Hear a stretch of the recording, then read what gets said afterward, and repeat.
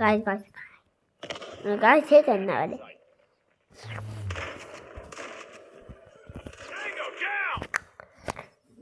वो मुझे मारने वाला था और मेरा ही मिटाया है।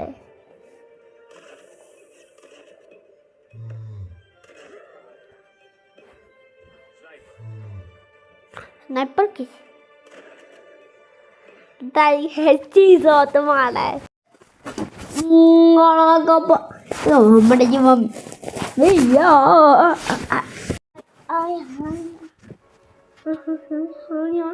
up करनी होता मैंने बेटी मिस कर था कि तुम कभी लाइक नहीं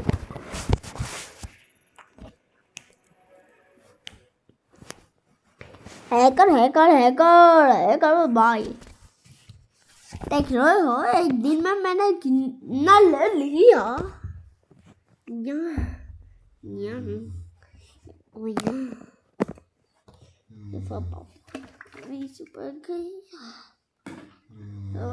विचार के तड़जी से है पापा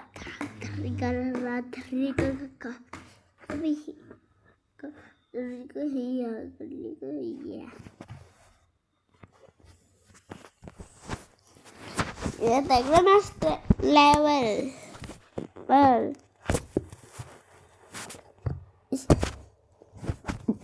इसके लिए मत है ना बोलो उसे क्या क्या करना पड़ा एक minute case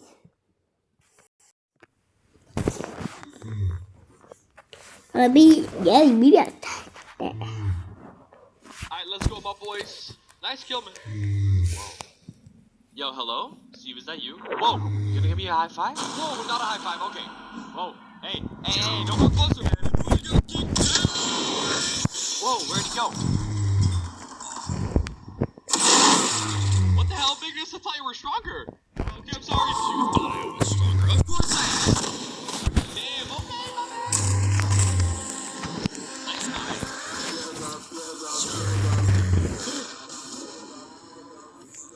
What is happening? Hey, you! Who do you think you are? Why do you think it's okay to keep killing me, man? Mike Tyson's back. Yo, what's up?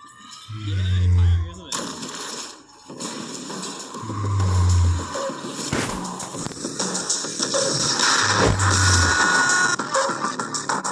Alright, let's go, Bubble. तुम्हें नहीं पता होगा कि मैं और सेनपाई कल साथ में थे। फिर देखो क्या होता है।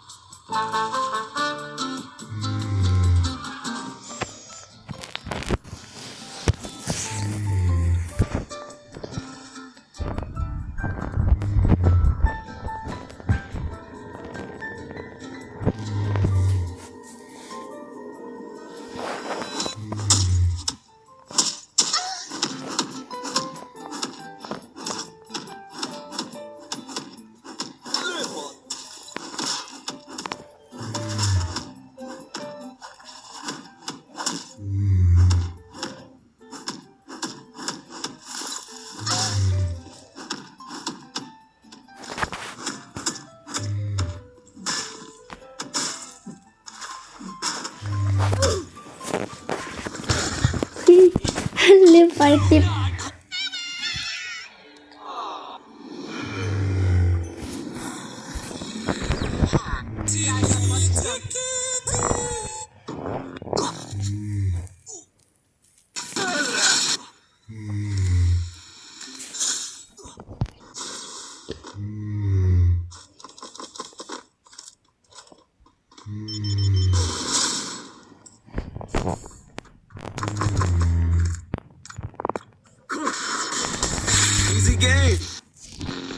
जैसे ही आप इस कमरे में कदम रखोगे तो आप हवा में उड़ जाओगे। मानो आप अर्थ पर नहीं बल्कि स्पेस में हो। वेल, इस कमरे का नाम है इंडोर स्काई डाइविंग। लिटरली भाई, इस कमरे में जो भी जाता है वो ग्रेविटी को मात देकर हवा में तैरने लगता है। लेकिन जब सारे लोग हवा में उड़ रहे हैं तो ये ट्रेनर जमीन पे कैसे खड़ा है? तो देखो, इसमें ग्रेविटी कुछ खत्म नहीं करी गई, बस इसमें नीचे से ऊपर की ओर बहुत तेज हवा छोड़ी जाती है।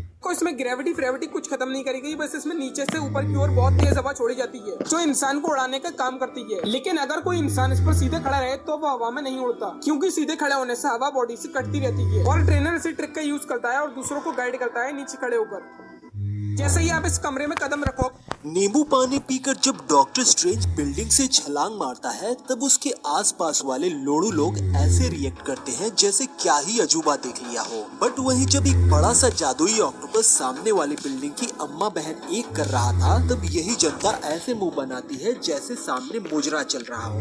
एक अदर सीन में हम देखते हैं कि ये मॉन्स्टर जब बस को पकड़ के उसके साथ अश्लील हरकत कर रहा था तब डॉक्टर साहब अपने जादू से उस बस का ऊर्जा पुर्जा उड़ा देते हैं। बट वहीं एक दूसरे सीन में हम नोटिस करते हैं कि इस बिजली के खंभे को उखाड़ने के लिए वो अपने जादू से इस बार 2 हाथ क्रिएट कर देते हैं जो देखने में बूचड़ खाने वाला ग्लव्स लग रहा था। यहाँ वो चाहते तो इसी काम को सिंपल तरीके से भी कर सकते थे। एक अदर सीन में हम देखते हैं कि ये छोटे मोटे जादूगर जब वांडा के ऊपर इस तोप से वार करते हैं तब वांडा को खरोच तक नहीं आती। बट वहीं डॉक्टर साहब अपने जादू से ये छोटे मोटे ड्रैगन भेजते हैं तब वांडा थोड़ी देर के लिए लहरिया जाती है। यानी अगर इन ड्रैगन का साइज 2-4 सेंटीमीटर और बड़ा होता तो वांडा को आसानी से बकैया बनाया जा सकता। नींबू पानी पीकर अबे इसकी तो लाइक कम है, इसकी वीडियो में कुछ नहीं होगा गाइस। ये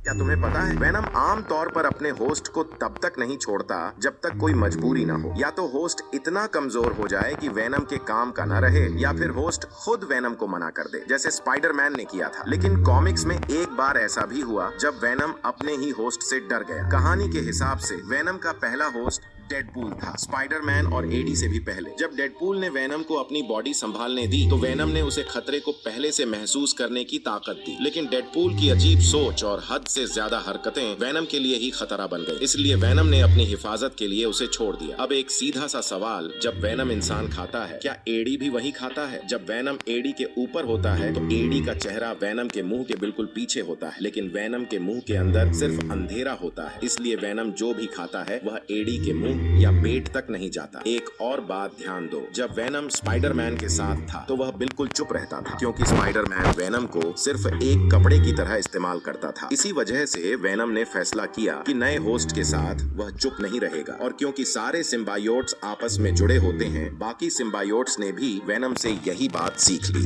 तुम्हें पता है वेनम तो आज हम सिखाएंगे स्पाइडरमैन के पास कभी जाले खत्म क्यों नहीं होते। डच वाले स्पाइडरमैन यानी टॉम हॉलैंड वाला सबसे ज्यादा टेक्नोलॉजी वाला स्पाइडी है, क्योंकि उसके पास आयरन मैन की दी हुई एडवांस्ड टेक है। उसका स्पाइडर सिल्क लॉन्चर पूरी तरह से नैनो टेक्नोलॉजी से अपग्रेड किया गया है और उसका स्टोरेज डिपार्टमेंट भी काफी एनहांस किया गया है। मतलब जाले खत्म होते ही बस 1 सेकंड में रीलोड हो जाते हैं। No shortage, no stress. Iron Man पहले ही इसके लिए रास्ता बना चुका था। अब बात करें गारफील्ड वाले स्पाइडरमैन की, तो ये है पूरी तरह से सेल्फ रिलायंट प्लेयर। उसका वेब शूटर उसने खुद घर पर बनाया है, जिसमें टेक्नोलॉजी कम है और वो भी सीधे रिस्ट पर लगा होता है। मतलब दुश्मन चाहे तो उसे बहुत आसानी से तोड़ सकता है, और अगर एक बार लॉन्चर टूट गया तो स्पाइडरमैन भी सिर्फ मैन रह जाता है, जाले वाले पावर्स गायब। अब आते हैं टोबी मैगवायर वाले स्पाइडरमैन पर, जिसे हम प्यार से करेंसी स्पाइडर भी कह सकते हैं। उसके जाले तो सीधे बॉडी से ही निकलते हैं, लेकिन बात ये है कि अगर उसने जरा भी ज्यादा स्प्रे कर दिया तो बॉडी को मैलन्यूट्रिशन हो सकता है। तो टेक्नोलॉजी के मामले में आयरन मैन वाला स्पाइडी सबसे स्टेबल और सबसे स्मार्ट है।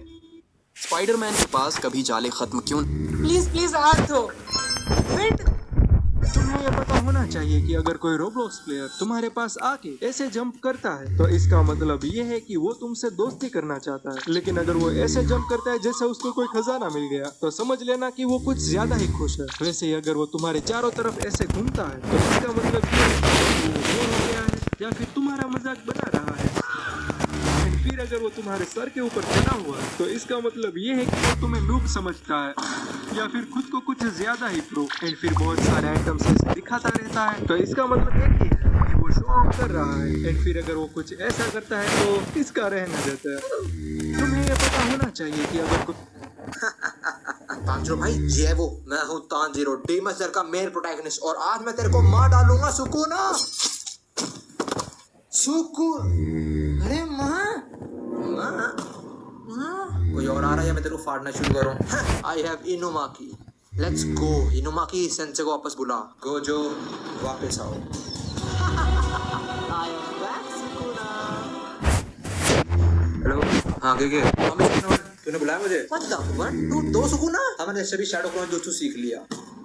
And also शारिंगन, रोसाना, साला गेगे माता चोद भाई। I am out। वैसे प्रोटैगनिस्ट हो भी नहीं मैं, तुम ही संभालो भाई। अरे शोक। सबके हाथ में गैस मास्क है, लेकिन जैसे ही ट्रेन के अंदर गैस छोड़ी गई किसी ने भी मास्क नहीं पहना। सबकी नजर सबसे पहले पिंजरे में बंद एक चिड़िया पर गई। गैस के बीच भी चिड़िया आराम से सांस ले रही थी, मतलब गैस फेक थी। तभी बगल से एक और ट्रेन गुजरी, उसमें असली पॉइजनस गैस छोड़ी गई। अंदर बैठे पैसेंजर्स दर्द से चीखने लगे। ये देखकर सब शॉक में आ गए। गेम के रूल्स साफ थे। ट्रेन में कुल 8 कंपार्टमेंट थे, उनमें से 4 में रियल पॉइजनस गैस थी। हर इंसान अपना मास्क सिर्फ 5 बार यूज कर सकता था। हर कंपार्टमेंट में सही फैसला जरूरी था। एक भी गलती आस मौत। पहले कंपार्टमेंट में सबने मास्क पहन लिया, लेकिन चिड़िया बिना मास्क के जिंदा रही, मतलब गैस फेक थी। मास्क का पहला यूज बेकार चला गया। दूसरे कंपार्टमेंट में फिर सबने मास्क पहना, इस बार चिड़िया मर गई, गैस रियल थी। तीसरे कंपार्टमेंट में टॉम ने कहा रियल गैस जल्दी आती है, इस बार गैस फेक होगी। किसी ने मास्क नहीं पहना और वो सही साबित हुए। चौथे कंपार्टमेंट से पहले एक मोटे लड़के ने कहा इस ट्रेन मॉडल में हर दूसरे कंपार्टमेंट के नीचे इलेक्ट्रिक डिवाइसेस होते हैं, तो चौथे में रियल गैस होने के चांसेस ज्यादा हैं। कुछ ने मास्क पहना, कुछ ने नहीं। लड़का सही था, गैस रियल थी। जिनके पास मास्क नहीं था वो मर गए। 5वें कंपार्टमेंट में लड़के ने कहा अब गैस फेक होनी चाहिए। सब बिना मास्क के गए और सब बच गए। 6ठे कंपार्टमेंट तक हालात और बिगड़ चुके थे। अब सिर्फ 3 कंपार्टमेंट्स बचे थे और हर किसी के मास्क का सिर्फ एक ही यूज बचा था। तभी मोटे लड़के ने कहा मैं गलत भी हो सकता हूँ, मुझे नहीं पता गैस रियल होगी या फेक। 6ठे कंपार्टमेंट में सबने मास्क पहन लिया, लेकिन गैस फेक निकली।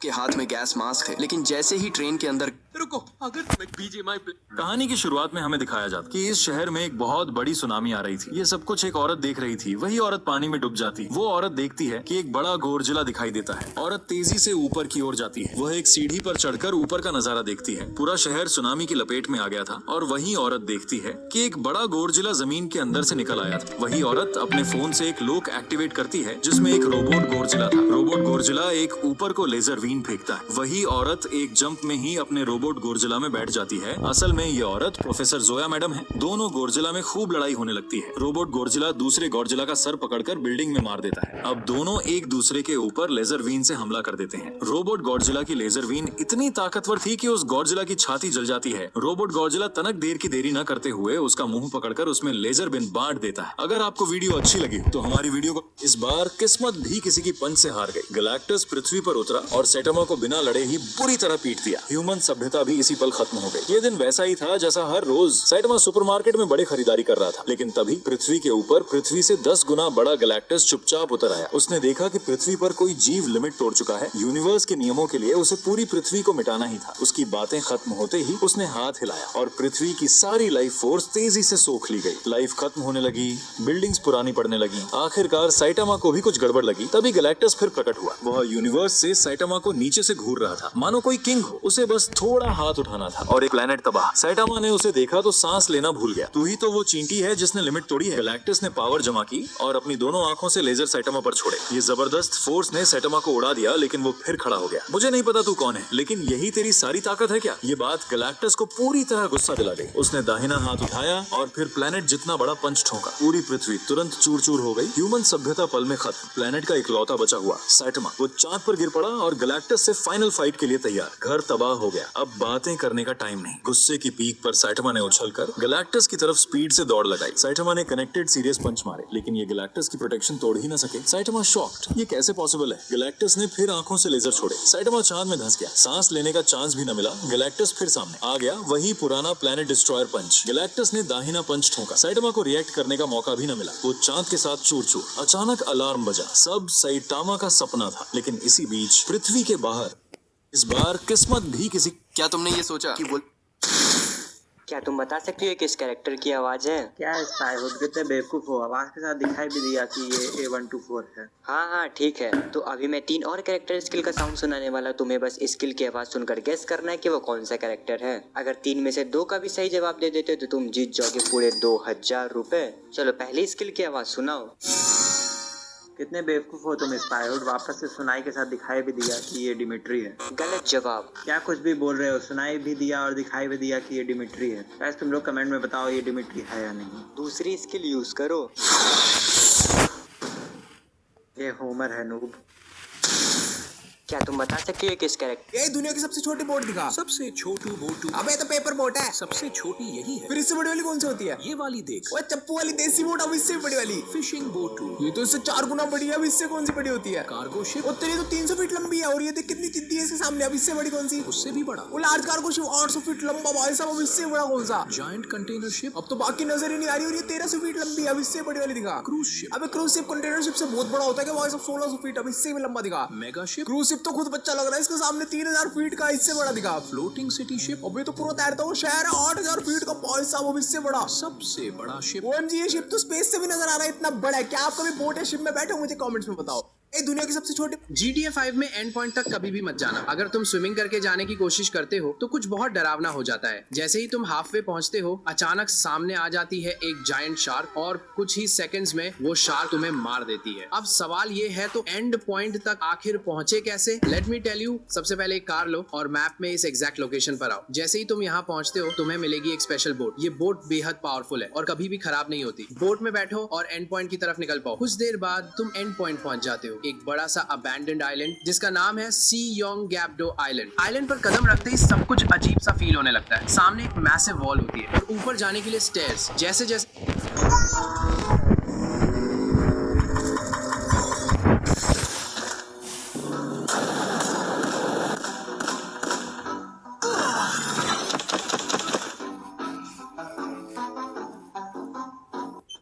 Easy game. ये है शॉन पॉल और लोग लिटरली उसे ड्रैगन स्लेयर कहते हैं क्योंकि वो भारी तलवार जिसे उठाना नामुमकिन लगता है, उसे वो ऐसे घुमाता है जैसे वो थर्माकोल की बनी हो। ये ब्लेड इतनी भारी और तेज है कि आप में से ज्यादातर लोग इसे ठीक से हैंडल तक नहीं कर पाएंगे। लेकिन शॉन इस ब्लेड को मास्टर करने में इतना डूब गया कि उसका शरीर भी बदल गया। और अब इस पॉइंट पर लोग कहते हैं कि ग्रिफिथ तब से काफी शांत है जब से ये आदमी सामने आया है।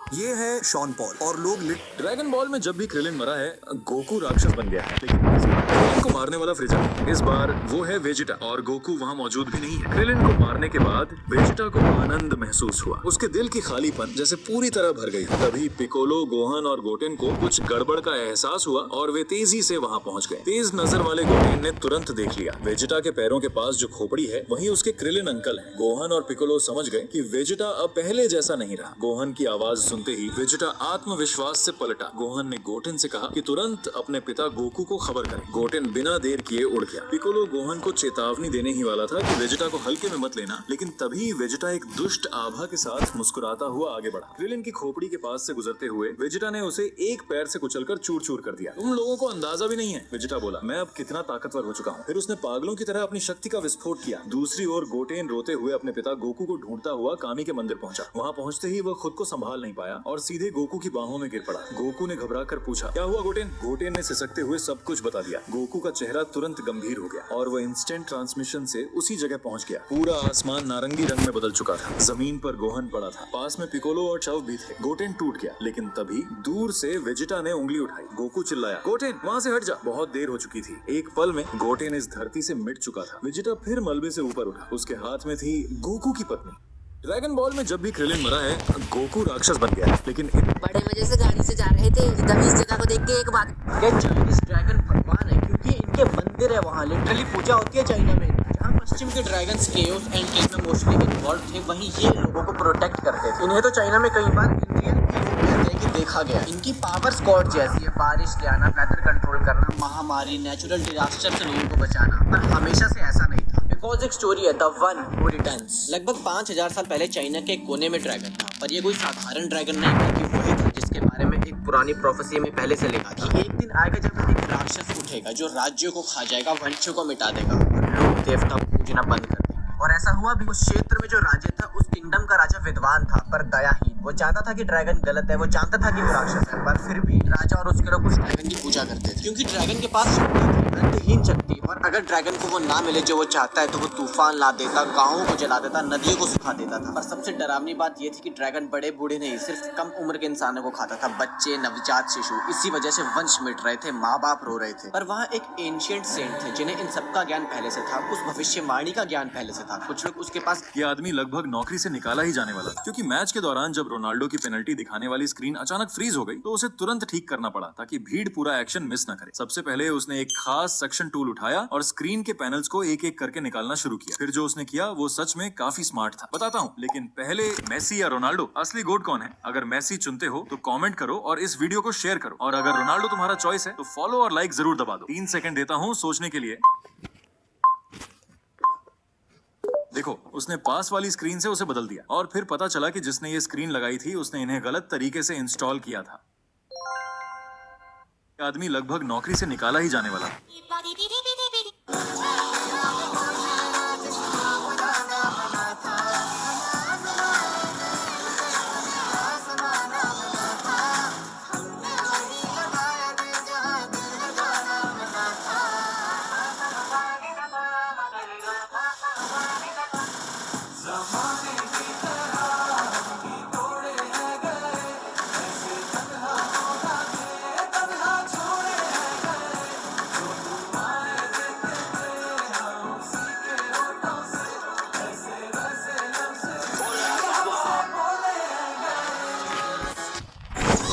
अगर तुम ध्यान दो तो ब्लैक बोल्ट की डेथ मार्वल हिस्ट्री का सबसे फनी डेथ है। ब्लैक बोल्ट इतना पावरफुल था कि उसकी एक फुक्कार से कोई भी इंसान खत्म हो जाता है। उसकी वॉइस इतना स्ट्रॉन्ग है कि वो स्पेस टाइम को भी चीर सकता है। बचपन में जब वो रोता था तो उसकी चीखों से आसपास की सब चीज उठ जाती थी। जैसे जैसे वो बड़ा हुआ उसकी वोकल इतना पावरफुल हो गया कि एक लाउड शॉट से पूरा प्लेनेट डिस्ट्रॉय कर सकता था। इसलिए वो हमेशा अपना मुंह बंद करके रखा था और साइन लैंग्वेज में बात करता था, और सोते वक्त वो अपना मुंह में टेप लगाता था ताकि सोते वक्त कोई साउंड ना निकले।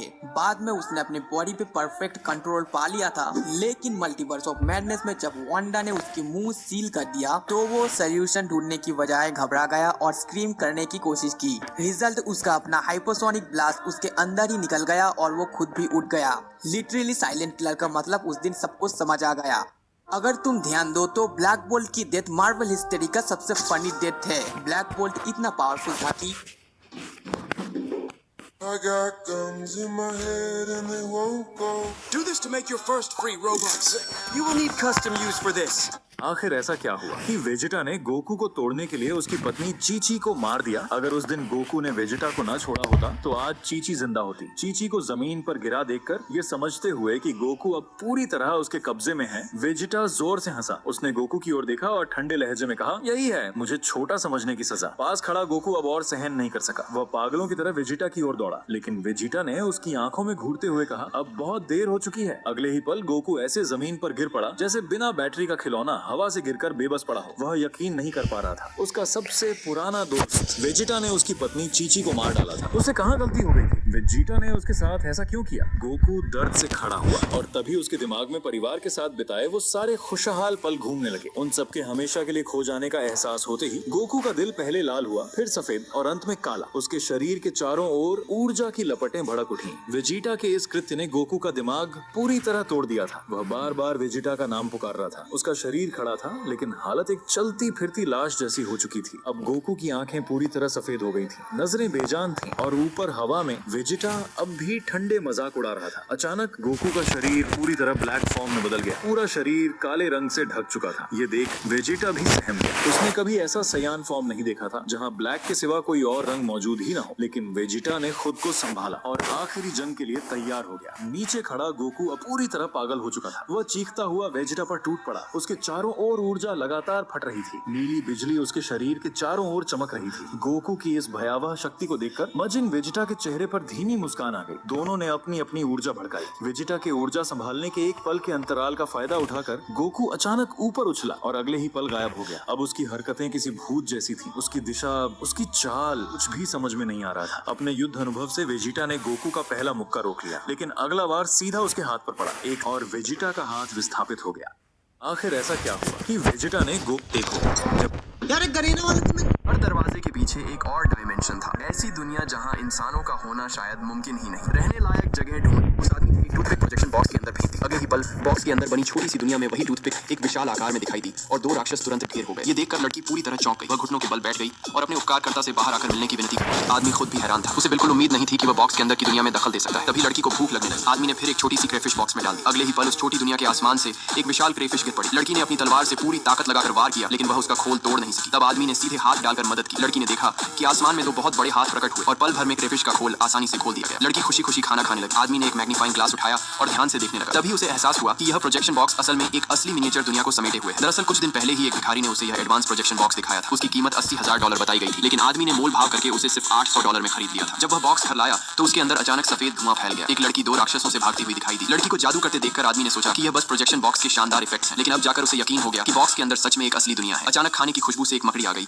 और लड़की उसके सामने बिल्कुल बेबस हो गई। आदमी ने तुरंत एक लाइटर खोल लिया और उसे प्रोजेक्शन बॉक्स की तरफ दबा दिया। तेज बिजली का झटका लगते ही मकड़ी पराजित हो गई। लड़की को लगातार दूसरी बार बचाया गया। उसने अपनी जादुई तलवार निकालकर आदमी को दे दी। जैसे ही आदमी ने उस छोटी तलवार को बाहर निकाला, वह उसके हाथ में आते ही अपने असली आकार में बदल गई। जब उसने तलवार खींची तो सुनहरी रोशनी की एक किरण उसके दिमाग में समा गई। तभी तलवार बेकाबू होकर खिड़की से बाहर उड़ गई और आदमी भी उसके साथ हवा में खींच गया। उसे पता भी नहीं चला और उसने तलवार पर उड़ने का जादू सीख लिया। इधर लड़की जादू अकादमी लौट गई, लेकिन अकादमी चारों तरफ से राक्षसों से घिरी हुई थी। लड़की ने आदमी से मदद मांगी और कहा कि उसे एक बिजली का जादुई पत्थर चाहिए। आदमी ने मेज पर रखा रिमोट कंट्रोल देखा। उसने उसमें से बैटरियां निकाली और उन्हें मिनिएचर दुनिया में फेंक दिया। अगले ही पल आसमान से बिजली से लिपटा हुआ एक लोहे का स्तंभ गिरा। लड़की के गुरु ने पूरी ताकत से उस स्तंभ पर प्रहार किया।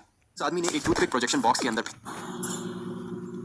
तो गाइस आज मैंने गेम की सारी बटन को लड़की का पिता पेनीवाइज था। वो एक सर्कस में जोकर था और बच्चों को हंसाने का काम करता था, लेकिन उसे पता नहीं था कि थोड़ी दूरी पर एक लड़का उसे लगातार ध्यान से देख रहा था। एक रात वो बाड़ के पास खड़ा शराब पी रहा था। तभी जंगल से एक छोटा लड़का बाहर आया। उसने अजीब सी बात कही कि बच्चे अपने आप उसकी तरफ खिंच जाते हैं। फिर उसने बताया कि उसके माता पिता नहीं मिल रहे और मदद चाहिए, लेकिन शो का टाइम पास आ रहा था, इसलिए उसके पिता ने मना कर दिया। उसी वक्त जंगल के अंदर से एक औरत की तेज चीख सुनाई दी। लड़के ने इशारा किया कि वो उसकी माँ की आवाज है। बिना सोचे समझे उसका पिता लड़के को लेकर जंगल की तरफ चला गया। कई घंटे बीत गए। फिर सर्कस का रिंग मास्टर उसके पास आया, हाथ में खून से सना हुआ रूमाल लिए। उसने बताया कि उसके पिता के साथ कुछ बहुत बुरा हो गया है। उस दिन के बाद उसने अपने पिता को दोबारा कभी नहीं देखा, पूरे 27 साल तक। 27 साल बाद एक मानसिक अस्पताल में उसने किसी छोटी लड़की को कहते सुना कि उसने नालियों में जोकर पेनीवाइज को देखा है। उसी पल उसके अंदर दबा हुआ डर और लगाव फिर जाग उठा। अपने पिता को एक बार और देखने की चाह में वो उसी रात मेबल को बेसमेंट में लेकर गई और इंतजार करने लगी। मेबल बहुत डर रही थी और वहाँ से जाना चाहती थी, लेकिन वो उसे वहीं रोके रही। कुछ देर बाद सच में पेनीवाइज वहां आ गया। वो अचानक बहुत पास आ गया। उसका चेहरा पहले मुस्कुराता हुआ लगा, लेकिन अगले ही पल उसने अपना डरावना असली रूप दिखा दिया। दोनों डर के मारे भागने लगी। बाहर निकलने ही वाली थी कि मेबल फिसल गई और उसका हाथ छूट गया। उसी समय लोहे का गेट अपने आप बंद हो गया। वो गेट खोलने की पूरी कोशिश करती रही, लेकिन वो टस से मस नहीं हुआ। सामने वो बस बेबस होकर देखती रही जैसे पेनीवाइज मेबल के पास पहुंचा। थोड़ी देर की छटपटाहट के बाद वहां सिर्फ खून रह गया। सब कुछ शांत हो गया। वो धीरे धीरे खड़ी हुई। तभी बंद दरवाजे के पीछे उसे एक साया दिखा। वो उसका पिता था। 27 साल में पहली बार उसे ऐसा लगा जैसे उसके अंदर का खालीपन भर गया हो। उसी पल उसने तय कर लिया कि अपने पिता को दोबारा देखने के लिए वो किसी भी हद तक जा सकती है। 27 साल बाद उसने जानबूझकर एक भीड़ को ब्लैक स्पॉट बार पर हमला करने के लिए उकसाया। कुछ ही देर में वो जगह आग में बदल गई। अंदर लोग डर के मारे इधर उधर भाग रहे थे। उसे पूरा भरोसा था कि इतना डर पेनीवाइज को जरूर खींच लाएगा। वो पहले ही जोकर की कॉस्ट्यूम पहन चुकी थी और स्टेज वाला मेकअप लगा चुकी थी। बाहर खड़े होकर इंतजार कर रही थी। उसी दौरान उसका पति वहां आ गया और गुस्से में उसे घर चलने को कहने लगा। तभी आग और चीख पुकार के बीच पेनीवाइज सामने आ गया और उसे पता चल गया कि उसका इंतजार खत्म हो चुका है।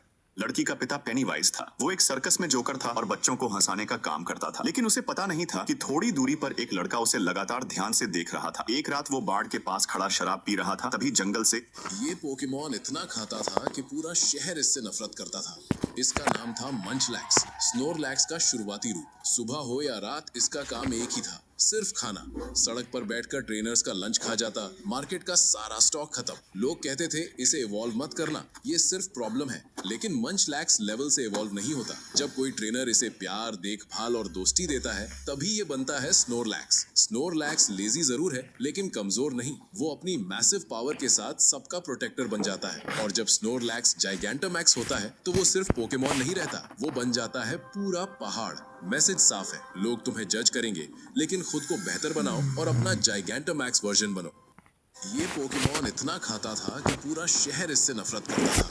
ब्लैक गोकू आखिर कैसे आया? दरअसल ब्लैक गोकू जामासु का रूप नहीं है, बल्कि गोकू खुद ही है। आखिर ये सब कैसे हुआ? इस पैरेलल यूनिवर्स में समय अब मज्जन बू को हराने के 3 साल बाद का है। गोकू और वेजिटा अभी आसमान में एक दूसरे से ट्रेनिंग कर रहे हैं। साफ दिख रहा है कि ट्रेनिंग में भले ही दोनों ट्रेनिंग कर रहे हों, लेकिन वेजिटा के चेहरे और हरकतों से लगता है कि वो पूरी ताकत लगाकर गोकू को हराना चाहता है। लेकिन गोकू का चेहरा और हरकतें बिना वजह ढीली लग रही हैं। दोनों ने एक दूसरे के मुंह पर मुक्के मारकर ट्रेनिंग खत्म किया। गोकू ने वेजिटा से कहा, तुम और मजबूत हो गए हो वेजिटा। वेजिटा ये सुनकर गुस्सा हो गया, मुट्ठी भींच ली और चिल्लाया, मुझे पता है कि तुम मुझे हल्का समझ रहे हो, एक दिन मैं तुम्हें पीछे छोड़ दूंगा। गोकू ने वेजिटा के जज्बे की तारीफ की, फिर बेफिक्र कहा कि वो उस दिन का इंतजार करेगा। वेजिटा को लगा गोकू उसे छोटा समझ रहा है। गोकू वहाँ से चला गया मानसिक समय कक्ष में 2 दिन बिताने। उसने वेजिटा को बाएं कहा। वेजिटा का मूड खराब था। पास खड़े क्रिलिन ने तंज कसा, तुम्हें गोकू को जल्दी पकड़ना चाहिए। वेजिटा को याद आया पृथ्वी पर बुल्मा और गोकू ने उसके क्रूर दिल को बदल दिया। दोस्त बनाए, लेकिन गोकू को न हरा सका। वहाँ खड़े खड़े गुस्से में फट पड़ा। सोचा, एक निचला सयान योद्धा मोए राजकुमार से ज्यादा क्यों? क्रिलिन को खतरा लगा। वेजिटा की फूटी ऊर्जा सुनहरी नहीं, बैंगनी थी। हवा से क्रिलिन ने आंखें ढकी,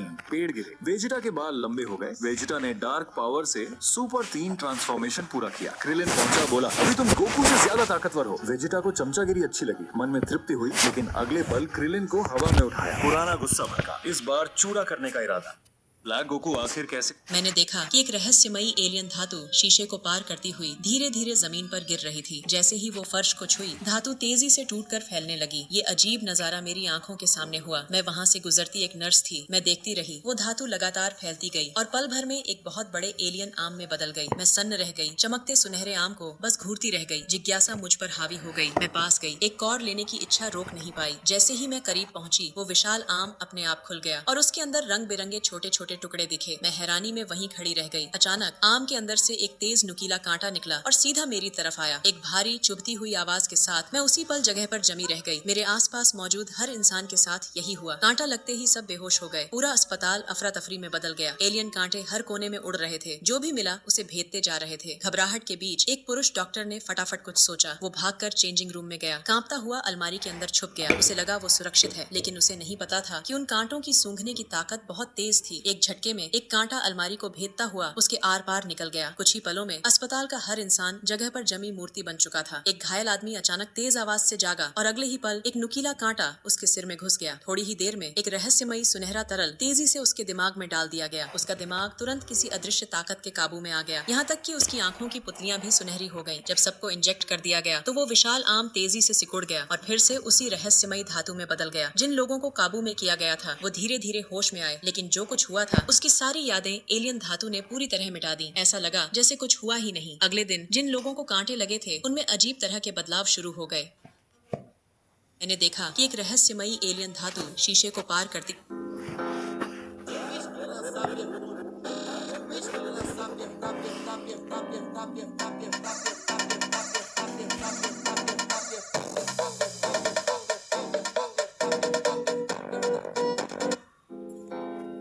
भारतीय फाइटर जेट गलती से पाकिस्तान की एक मिलिट्री ट्रेन के बहुत पास उड़ गया। पहले तो पायलट को लगा ये बस एक सामान्य ट्रेन होगी, लेकिन जब उसने जरा ध्यान से देखा तो उसकी आंखें फैल गईं। ट्रेन में भारी हथियार भरे पड़े थे, टैंक, रॉकेट, गोला बारूद, सब कुछ। उसे तुरंत समझ आ गया कि पाकिस्तानी सेना चुपचाप युद्ध की तैयारी कर रही है। पायलट ने तुरंत जेट को घुमाया ताकि बेस पर लौटकर ये खबर रिपोर्ट कर सके, लेकिन जैसे ही उसने मुड़ना शुरू किया, अचानक चारों तरफ से गोलियों की बौछार शुरू हो गई। पाकिस्तानी फोर्स ने बिना समय गंवाए हमला बोल दिया था। पायलट ने बेहद तेजी और कुशलता से जेट को झुकाया, पलटा, नीचे गिराया, हर दिशा से बचने की कोशिश की, लेकिन इतनी कम दूरी पर दुश्मन की फायरिंग से बच पाना लगभग नामुमकिन था। गोलियों की एक बौछार सीधी उसके जेट के फ्यूल टैंक पर लगी और आग भड़क उठी। जेट किसी भी पल फट सकता था, मगर पायलट ने हिम्मत नहीं हारी। उसने तुरंत जेट को ऊंचा खींचा, सामने खड़े पहाड़ की ओर मोड़ दिया। सबको लगा कि वो टकरा जाएगा, लेकिन तभी उसने जेट को तिरछा झुकाया और अविश्वसनीय साहस के साथ उस पहाड़ की संकरी सुरंग में जेट को उतार दिया। जेट पूरी रफ्तार से सुरंग के अंदर से गुजरा और जैसे ही बाहर निकला, सामने वही पाकिस्तानी मिलिट्री ट्रेन थी। दुश्मन सन्न रह गए। पायलट ने बिना एक सेकंड गंवाए निशाना साधा और ट्रैक पर सीधा रॉकेट दाग दिया। अचानक पूरी जमीन हिल उठी। ट्रेन पर लगे हथियारों में धमाका हुआ और कुछ ही पलों में पूरा ट्रेन का काफिला मलबे में बदल गया। पायलट ने चैन की सांस ली और बेस की ओर लौटने ही वाला था कि तभी पाकिस्तानी सेना ने आखिरी वार किया। आसमान में 2 ट्रैकिंग मिसाइलें उसके पीछे छोड़ी गईं। अब एक बार फिर शुरू हुई मौत से भागने की दौड़।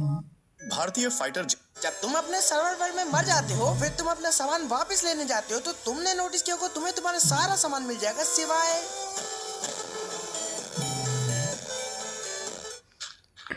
बट क्या अब तुम इन मॉब से अपना आर्मर वापस ले सकते हो? या बस डिपेंड करता है कि कौन से मॉब ने तुम्हारा आर्मर भसकाया है। कि अगर इस मॉब ने तुम्हारा आर्मर पहन लिया तो हाँ भूल जाओ भाई। तो अगर तुम्हारा आर्मर ज़ॉम्बी ने पहना है तो बस उसे पानी में डुबा दो, जिससे वो ड्रोन में कन्वर्ट हो जाएगा। अगर ड्रोन में कन्वर्ट होते ही आर्मर दे दिए तो ठीक, नहीं तो मार दो। बट अगर तुम्हारा आर्मर पिगलिन ने पहना है तो तुम उससे अपना आर्मर वापस ले सकते हो, बस गोल्ड का इंचर्टेड आर्मर देके। और नॉर्मली भी इसे मार के ले सकते हो। बट अगर ये आर्मर स्केलेटन ने पहना है, बस इसे गड्ढे में भर के स्नो से कवर कर दो। जब ये स्ट्रीम में कन्वर्ट हो जाएगा तो इसे तुम्हारा आर्मर पहनने की सजा दे दो। बट अगर तुम्हारा आर्मर ज़ॉम्बी विलेजर ने पहना हो, बस तुम्हें बस इसे क्योर करना होगा। बट क्या हो अगर तुम्हारा आर्मर ज़ॉम्बीफाइड पिगलिन ने पहन लिया? कुछ नहीं, जैसे तुम्हारी मम्मी तुम्हें कूटती है वैसे तुम इसे कूट दो। बाकी तुम मुझे सब्सक्राइब तो कर ही रहे हो, है ना?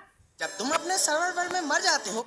यार प्रोबेस देखना, वो लड़की से मैं बहुत प्यार करता हूँ, बट वो उस लड़के के साथ घूमती रहती है यार पूरा दिन। मुझे कहाँ लेके जा रहे हो? आज तो बुड्ढे का बाल खिलाता हूँ। व्हाट? बुड्ढे का? अरे टेंशन क्यों लेता है, बस जाओ उस लड़की के पास और उस लड़के को रोस्ट कर दे उसके सामने। बट मुझे रोस्ट करना नहीं आता, इसमें आने की क्या चीज है? बस जा 1-2 शब्द बोल और पीछे फॉन्क म्यूजिक बजा दे, कूल बन जाएगा। फॉन्क देख इस तरीके से। अच्छा आजा तू रोस्ट मार, मैं पीछे से फॉन्क म्यूजिक बजा दूंगा। ए चल रे सेल्समैन, बुड्ढे का बाल लगा फटाफट। दुनिया की ये अच्छा मौका है, जब फायदा उड़ा ले। हाँ ठीक है, अभी जाता हूँ। अरे ये लड़के, बता आलू और तेरे बीच में फर्क क्या है? कुछ नहीं। मुझे तुमसे एक्चुअली में एक बात बोलनी थी। आप बोलो ना रिंकी। मुझे तुम वो पसंद हो ना। अरे ठीक है, बच गया। इस भालू ने आदमी के घर के पीछे लगे झूले पर झूलने की कोशिश की, लेकिन वो इतना भारी था कि झूला टूट गया। अगले दिन आदमी ने टूटा हुआ झूला देखा और उसे ठीक करने का फैसला किया। उसी रात वही भालू फिर से आया और खुशी खुशी स्लाइड पर खेलने लगा। आदमी ने ये देखा और बाहर चला आया। भालू उसे देखते ही धीरे धीरे पास आ गया और ऐसे बर्ताव करने लगा जैसे झूला तोड़ने के लिए माफी मांग रहा हो। अगले दिन भालू Hey Scratchers, today. If someone knocks on your bedroom door at midnight and says your name in a cheerful voice, Hey, you! don't answer. It's Foxy. Rule 1. Ignore the first knock. ये 3 YouTuber जो एक time पे free fire के top YouTuber में से आते थे, लेकिन अभी के टाइम पे वो डाउनफॉल का सामना कर रहे हैं। नंबर 3 पे आते हैं टू साइड गेमर। अगर आप ओल्ड प्लेयर हो तो आप इनको जानते ही होंगे, या फिर आपने इनका वीडियो देखा ही होगा। पहले के टाइम पे बंदे इनको बहुत ही ज्यादा पसंद करते थे, लेकिन अभी के टाइम पे इनका चैनल डाउनफॉल का सामना कर रहा है। नंबर 2 पे आते हैं AS गेमिंग। पहले के टाइम पे इनके चैनल मिनटों में लाखों में व्यूज आ जाते थे, लेकिन अभी के टाइम पे ये भी डाउनफॉल का सामना कर रहा है। और नंबर 1 वाला यूट्यूबर तो आप सबका इमोशन है, लेकिन वो भी अभी के टाइम पे डाउनफॉल का सामना कर रहा है। अरे हाँ बताता हूँ, आपने तो मुझे सब्सक्राइब कर रखा है क्या यार? अभी तक सब्सक्राइब नहीं किया, ऐसा मेरे साथ ही क्यों होता? गोकू के दोनों हाथ पहले ही कट चुके थे और वह इसी तरह उस दुष्ट बुल्मा के सामने घुटनों बल झुका हुआ था, बिल्कुल भी प्रतिरोध नहीं कर पा रहा था। दृश्य बदलता है, सभी जी योद्धा मारे जा चुके हैं, बस क्रिलिन अकेला जमीन पर थका हारा पड़ा है। हालांकि बीरस आमतौर पर पृथ्वी की लड़ाइयों में दखल नहीं देता, लेकिन इस हालात में उसे खुद आगे आकर इस दुष्ट बुल्मा से भिड़ना पड़ा। मगर कुछ ही देर में बीरस जैसा शक्तिशाली देवता भी उस दुष्ट बुल्मा का सामना नहीं कर सका। मरने से ठीक पहले उसने अपनी बची हुई अंतिम विनाश की शक्ति क्रिलिन को सौंपी। जैसे ही वह अपार ऊर्जा उसके शरीर में प्रविष्ट हुई, एक नया सबसे शक्तिशाली योद्धा जन्मा, विनाश का अवतार। उसके शरीर से एक भयंकर और विनाशकारी ऊर्जा फट पड़ी जो आकाश को चीरती हुई ऊपर उठ गई। यह ऊर्जा विनाश की थी और अब यह ऊर्जा उसी विनाश के अवतार की थी। गोकू के दोनों हाथ पहले ही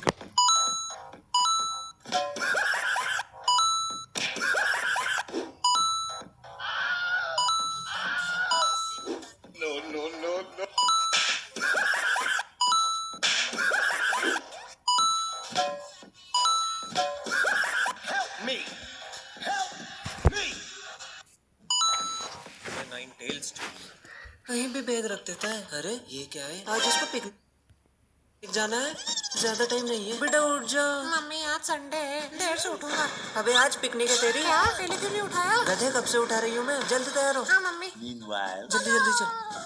ये देखो अब आए नमूने। सॉरी मैम, कभी भी मुंह उठा के आ जाओ, बाप का ही तो स्कूल है। सॉरी मैम, वो थोड़ा लेट। शर्म ही नहीं है, जैसे बच्चे वैसे माँ बाप। तेरी वजह से सुनना पड़ रहा है। भाग यहाँ से। तो बच्चों तैयार हो सब? 1 2 3 4 5 चलो।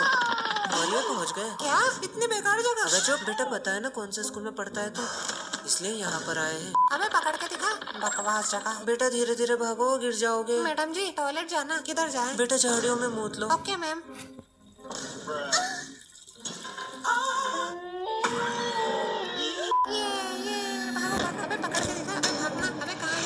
चलो बेटा शाम हो गई, अब चलते हैं। 1 2 3 4 5वां का चले गया। अब क्या करूँ मैं? सब जल्दी ढूंढो, यही होगा। यहाँ नहीं है, यहाँ भी नहीं है, पता नहीं कहाँ चले गया। अरे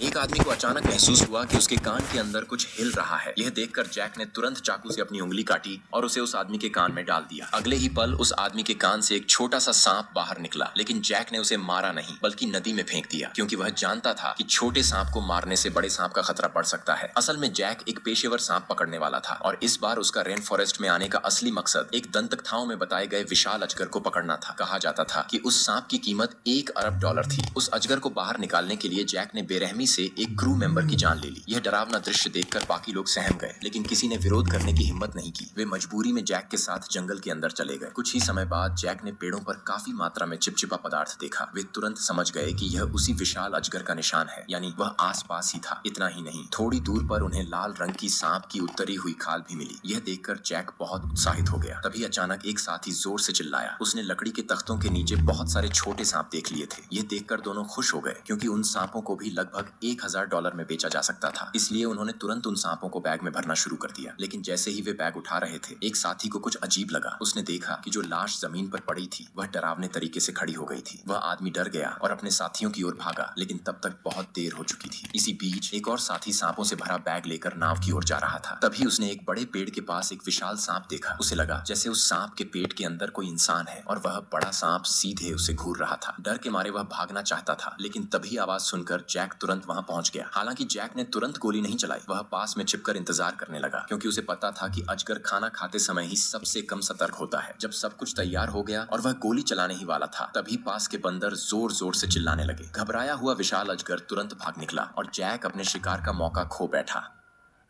एक आदमी को अचानक आपको पता है कि ग्रैनी के पास जो मगरमच्छ है इसकी रियल स्टोरी क्या है? जो ग्रैनी का घर है वो तो कभी बीच ही बीच में है, जो आपको पता ही होगा। तो इसी घर के कुछ दूरी पे एक नदी बहती थी, जो कि इसी नदी में ये मगरमच्छ रहता था। ग्रैनी ने देखा ये बाकी मगरमच्छों से बहुत ही ज्यादा खतरनाक है, क्योंकि ये बाकी मगरमच्छों से बहुत ही ज्यादा बड़ा था और ऊपर से इसने काफी लोगों को मारा था, जो कि उस नदी के किनारे कैंपिंग और मछुआरे आते थे। जिसके बाद ग्रैनी ने उस मगरमच्छ को अपने घर में रख लिया। वो भी इसलिए रखा जो भी इस हवेली में आए वो वापस ना जा पाए। आपको लगता है ये मगरमच्छ हमारे गेम आपको लगता है ये मगरमच्छ हमारे गेम में चुल्ली दिखाता, तो इस कमेंट करके जरूर बता देना। आपको पता है कि granny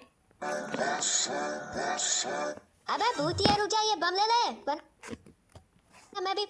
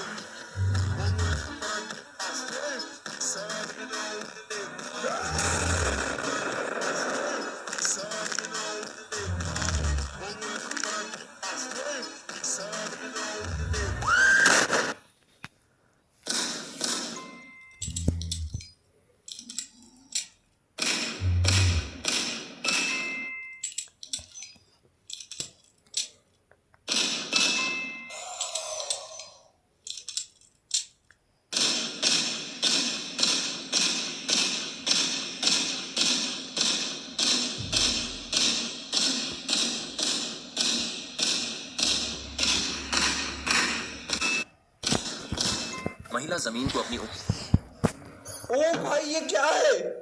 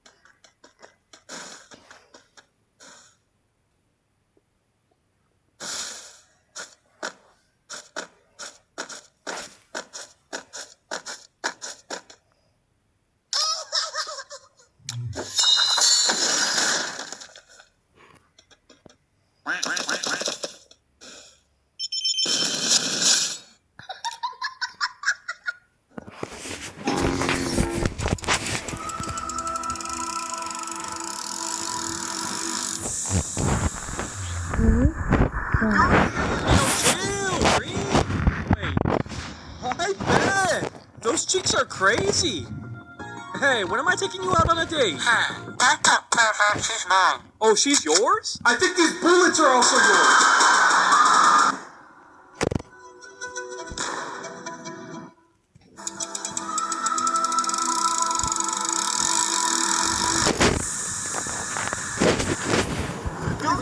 Hey, yo, chill, Dream. Wait, I bet.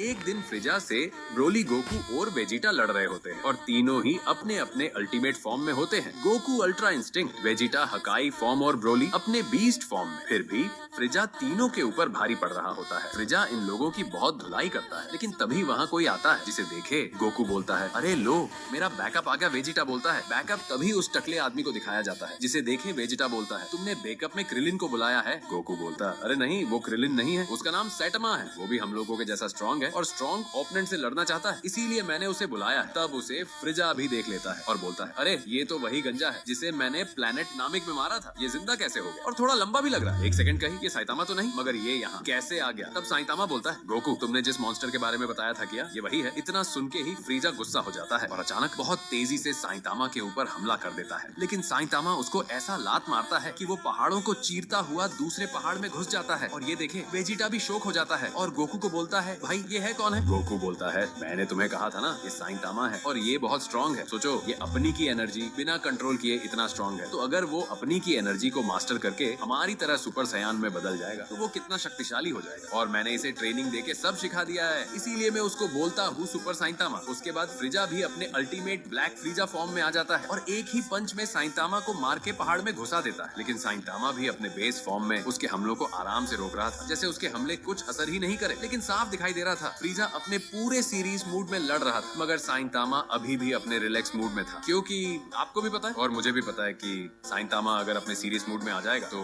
किया होगा यहाँ फ्रीजा एक की ब्लास्ट करने वाला होता है, लेकिन साइंतामा उसे अपने हाथ से दबा के ब्लास्ट कर देता है और फिर भी उसे कुछ नहीं होता। ये देखे फ्रीजा भी घबरा जाती है कि मैंने इसको कितना मारा कि भी ब्लास्ट किया, मगर फिर भी उसको कुछ नहीं हुआ। तब वेजिटा भी बोलता है फ्रीजा के वार से उसे कुछ फर्क ही नहीं पड़ रहा, तो गोकू बोलता है मैंने इसे कायोकेन मास्टर करवा दिया है, जिसकी वजह से इसकी बॉडी में बहुत ज्यादा ड्यूरेबिलिटी बढ़ गई है, इसलिए फ्रीजा के वार से उसे कुछ भी नहीं हो रहा है। तो वेजिटा बोलता है कि किसी की बॉडी इतनी एनर्जी संभल नहीं सकती। गोकू बोलता साइंतामा की बॉडी अलग है, वो संभाल भी पा रहा है और उसको इनफाइनाइट भी कर चुका है। और यहाँ फ्रीजा साइंतामा के ऊपर पूरा जोर लगा के हमला कर रही होती है, लेकिन उसको कुछ भी नहीं होता। तब फ्रीजा बोलती है कि मैं अब इस अर्थ को ही उड़ा दूंगा। तब बिना सांस लिए कैसे जिंदा रहोगे? इतना सुनते ही साइंतामा अपने सीरियस मूड में आ जाता है और उसके की ब्लास्ट को लात से मार के उड़ा देता है और उसे जोरदार थप्पड़ मार के अपना कायोकेन मोड ऑन कर देता है।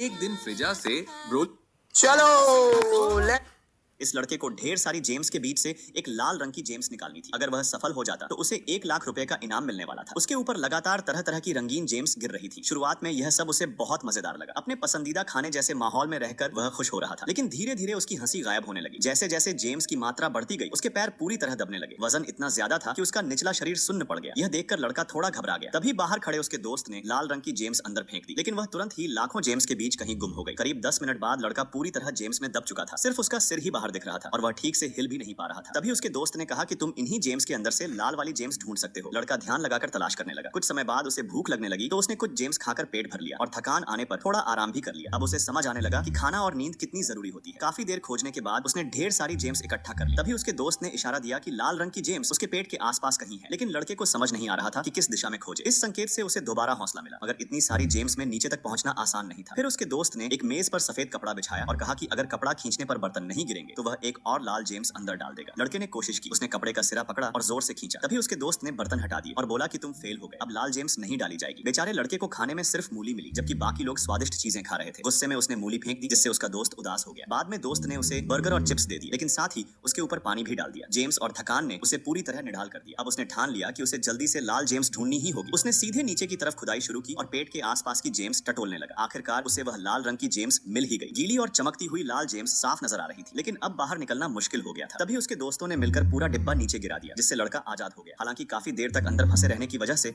उसके पैर अकड़ चुके थे और वह ठीक से चल भी नहीं पा रहा था। इस लड़के को ढेर सारी जब हाइमे ने ब्लू स्कैरब को उठाया तो एकदम वो उसके मुंह पर चिपक गया, तो उसे देखकर सब चीखने लगे। जैसे ही हाइमे के अंकल ने इसे पकड़ने की कोशिश की तो वो इलेक्ट्रिक शॉक से दूर जा गिरे। फिर अचानक स्कैरब हाइमे की बॉडी में घुस गया और स्कैरब ने उसे रूफ पर चिपका दिया। ये सिर्फ एक स्कैरब नहीं था, ये एलियन टेक था जो पूरी तरह हाइमे को कंट्रोल कर चुका था। तभी सिस्टम चेकिंग शुरू हुई और ब्लू बीटल स्पेस में पहुंच गया। अचानक ग्रेविटी चेक के लिए वो जमीन की तरफ गिरने लगा। जैसे ही वो जमीन से टकराने वाला था तो उसके विंग्स एक्टिवेट हो गए और वो अपनी फुल स्पीड में उड़ने लगा। जब वो एक बिल्डिंग में टकराने वाला था तो हाइमे मजबूरी में कहता है कि तभी ब्लू बीटल एक कार के ऊपर गिर गया। जैसे ही वो रोड के बीच में पहुंचा तो एक बस उससे टकराने वाली थी। ब्लू बीटल ने फौरन दोनों विंग्स निकाले और शील्ड बनाकर बस को बीच से काट दिया और अचानक स्कैरब हाइमे को वहां से उड़ाकर ले गया। जब हाइमे ने ब्लू स्कैरब को साइतामा भूमिगत राजा को हराने के बाद वापस अपने बिल्डिंग के अपार्टमेंट में लौट आता है। घर पहुंचकर वह थोड़ा आराम करने और खबरें सुनने के लिए टीवी ऑन करता है। टीवी पर न्यूज एंकर कह रहा होता है, अब हमें मच्छरों के भयानक प्रकोप का सामना करना पड़ेगा। हम इस कार्यक्रम को एक ब्रेकिंग न्यूज बुलेटिन के कारण तुरंत बंद कर रहे हैं। सिटी जेड में मच्छरों के एक विशाल झुंड की सूचना मिली है। प्रभावित खेतों में जानवरों के ममीकृत शव पाए गए। अगर आप मच्छरों के किसी बड़े झुंड से सामना करें तो आपको तुरंत वहाँ से भाग जाने की सलाह दी जाती है। यह सब सुनकर भी साइतामा को कोई खास फर्क नहीं पड़ता, जैसे यह उसके लिए रोजमर्रा की खबर हो। वह हाथ में पानी का झर्रा लेकर बालकनी में चला जाता है ताकि अपने लगाए हुए कैक्टस को पानी दे सके। कैक्टस को पानी देते देते अचानक एक मच्छर उड़ता हुआ आकर उसके हाथ पर बैठ जाता है। मच्छर को हाथ पर बैठा देखकर साइतामा अपने बाएं हाथ से उसे जोरदार थप्पड़ मारता है, लेकिन हैरानी की बात यह होती है कि मच्छर को कुछ भी नहीं होता और वह उसके हाथ से उड़ जाता है। साइतामा फिर से उसे मारने की कोशिश करता है, लेकिन वह इसमें भी असफल रहता है। मच्छर दोबारा उड़कर उसके गाल पर बैठ जाता है। साइतामा फिर से थप्पड़ मारता है, लेकिन मच्छर फिर बच निकलता है। बार बार मच्छर को बचते देखकर साइतामा का चेहरा निराशा से गंभीर हो जाता है। अब वह बिजली की रफ्तार से इधर उधर घूमते हुए दोनों हाथों से मच्छर को पकड़ने की कई बार कोशिश करता है, लेकिन फिर भी मच्छर उसके हाथ नहीं आता। इसी दौरान शहर के उस हिस्से को दिखाया जाता है जहां सबसे ज्यादा दहशत फैली हुई। वहां मच्छरों के बड़े बड़े झुंड आसमान में उड़ते दिखाई देते हैं। चारों तरफ सायरन बज रहे होते हैं और माइक से घोषणा की जा रही होती है। यह एक आपातकालीन निकासी चेतावनी है। यह एक उच्च स्तरीय राक्षसी खतरा है। किसी भी हालत में कोई भी निवासी बाहर न निकले। कृपया अपने घरों के अंदर ही रहें। मैं दोहरा रहा हूँ, किसी भी परिस्थिति में बाहर न जाएं। शहर की हालत इतनी खराब हो चुकी होती है कि इंसान तो दूर, जानवर और पक्षी भी मच्छरों से नहीं बच पा रहे होते। मच्छर सबका खून चूस कर उन्हें मार रहे होते हैं। तभी वहाँ एक ऐसा व्यक्ति दिखाई देता है जो आधा इंसान और आधा रोबोट लगता है, एक साइबोर्ग। वह आसमान की तरफ देखता है और पाता है कि लाखों करोड़ों मच्छर हवा में उड़ रहे हैं। यह देखकर उसका चेहरा गंभीर हो जाता है और वह कहता है, टारगेट निशाने पर है। इसके बाद शहर के दूसरे कोने का दृश्य दिखाया जाता है, जहाँ एक चोर लोगों की गैर मौजूदगी का फायदा उठाकर बेखौफ घरों के दरवाजे खिड़कियां तोड़कर चोरी कर रहा होता है। हंसते हुए मजाकिया अंदाज में वह कहता है, चेतावनी देने के लिए धन्यवाद, सब कुछ खाली है। वैसे भी जो भी बाहर आएगा मच्छरों के काटने से मर जाएगा। वह आगे सोचता है, अगर मैं यहाँ से निकल जाऊँ तो थोड़ा बहुत खून बहने से क्या फर्क पड़ता है। ये कहते ही अचानक काले साए की तरह मच्छरों के झुंड तेज हवा की रफ्तार से उसके सामने से निकल जाते हैं। वह आसमान की ओर देखकर हैरानी से कहता है, यह हवा थी क्या? लेकिन तभी वही मच्छरों के झुंड पीछे से आकर उस पर टूट पड़ते हैं। वे उसके पूरे शरीर को चारों तरफ से घेर लेते हैं और एक एक करके उसके शरीर पर बैठकर उसका खून चूस लेते हैं। मच्छरों ने इतना खून चूस लिया होता है कि उसके शरीर में सिर्फ हड्डियां और चमड़ी बचती है और बाकी शरीर मम्मी की तरह सूखा हुआ रह जाता है। ये सभी मच्छर जिन्होंने इंसानों और जानवरों का खून चूसा होता है, उड़कर आसमान में एक जगह इकट्ठा हो जाते हैं। वहाँ वे सारा खून मिलाकर एक विशाल मच्छर को दे देते हैं जो उनकी रानी होती है। उस खून से मच्छर रानी की ताकत और भी बढ़ जाती है। इतना सारा खून पीने के बाद भी मच्छर रानी कहती है, मेरी भूख मिटाने के लिए यह खून अभी भी काफी नहीं है, अब जाओ मेरे लिए और खून लेकर आओ। उसी समय वह साइबोर्ग रोबोट उसके सामने आ जाता है। साइतामा भूमिगत राजा को हराने के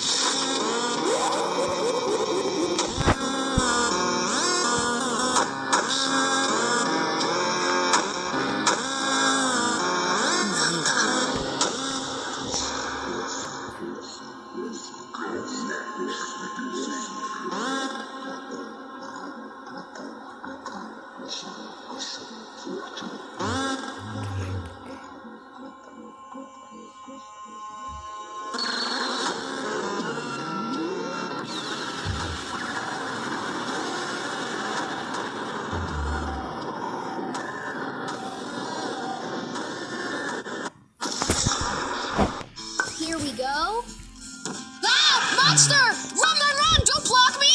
No! Wait, I can actually dig out from here. So many gems. But I don't have time. I gotta live. Okay, I'm safe. Let's sell this little gem and finally get a weapon.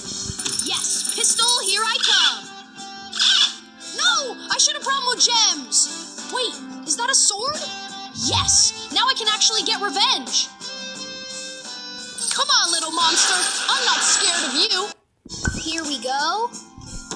Super सयान Goku और Vegeta मिलकर Marvel के सभी super heroes को हरा सकते हैं। सामने मार्वल के हल्क, कैप्टन अमेरिका, स्पाइडरमैन जैसे सैकड़ों सुपर हीरोज की बहुत बड़ी भीड़ खड़ी है और अगले ही पल दोनों सीधे ताकत लगाकर मार्वल की इस भीड़ में घुस पड़ते हैं। तभी कैप्टन अमेरिका जोर से चिल्लाता है, सब तैयार हो जाओ लड़ाई के लिए। उसकी आवाज खत्म भी नहीं होती कि गोकू उसके सामने पहुंच जाता है, लेकिन अगली ही लात में ढाल हवा में उड़ जाती है। गोकू उसे लगातार पीटता रहता है और मार्वल की लाइन में पहला बड़ा झटका लग जाता है। मार्वल की भीड़ में अफरा तफरी मच जाती है। दूसरी तरफ वेजिटा का अलग ही खेल चल रहा है। बायां मुक्का दायां लात, हर वार में तबाही। वेजिटा तो आयरन मैन का हेलमेट ही पैर से फोड़ देता है। अब साफ लगने लगता है मार्वल के सुपर हीरोज इन दो सुपर सयान के सामने कमजोर पड़ रहे हैं। लेकिन तभी वेजिटा अचानक रुक जाता है। भीड़ के बीच थॉर आगे आता है। वो अलग सी चाल चलता है। असल में मार्वल के हीरोज समझ जाते हैं सीधी लड़ाई में जीत मुमकिन है। अब वे मैनिपुलेट करने की कोशिश करते हैं। वेजिटा की नजर थॉर पर टिक जाती है। उसके सुनहरे बाल वेजिटा सोचने लगता है, ये भी कोई सुपर सयान है क्या? और अपनी दाढ़ी सहलाता है। वेजिटा को अपने पिता किंग वेजिटा की याद आ जाती है। बचपन के वो पल। वेजिटा भावुक हो जाता है। उसकी आंखों से आंसू निकल आते हैं। वो गोकू के सामने जोर जोर से रोने लगता है। इधर गोकू के साथ भी कुछ ऐसा ही होता है। वुल्वरिन आगे आता है और गोकू को मैनिपुलेट करने की कोशिश करता है। गोकू कंफ्यूज हो जाता है। तभी जमीन कांप उठती है। हल्क एंट्री लेता है। वो दोनों को अपनी तरफ खींच लेता है। अपनी पावर बढ़ाता है। पूरा इलाका एनर्जी से भर जाता है। वेजिटा तुरंत अपना स्काउटर निकालता है है। पावर लेवल नापते ही स्काउटर फट जाता है। वेजिटा हैरान होकर कहता है, वाह। गोकू और वेजिटा दोनों तालियां बजाकर हल्क की पावर की तारीफ करते हैं, लेकिन तभी कोई और आगे बढ़ता है। अगले ही सेकंड गोकू और वेजिटा की एनर्जी वेव उसे हवा में उड़ा देती है। वेजिटा गोकू की तरफ देखकर कहता है, तू यही सोच रहा था ना। गोकू मुस्कुराता है। वेजिटा हल्का सा शर्मा जाता है। तभी अचानक गोल्डन फ्रीजा बीच में आकर पूरा माहौल खराब कर देता है। अगले एपिसोड में